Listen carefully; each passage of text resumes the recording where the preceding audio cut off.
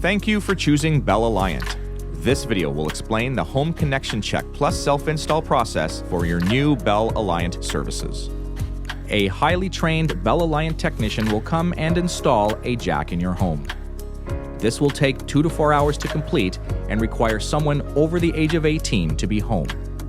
They will then provide you with all the necessary equipment to complete the setup yourself, including all of the accessories and cables required.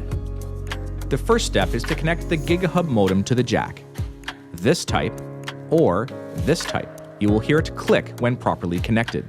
Then, well, plug it in. The GigaHub modem will automatically connect to Bell Alliant's fiber network, which could take up to 10 minutes. Once the indicators have turned a solid steady blue, your GigaHub modem is ready. If you ordered home phone, you can now connect it. You can start connecting Wi-Fi devices using the supplied Wi-Fi name and password.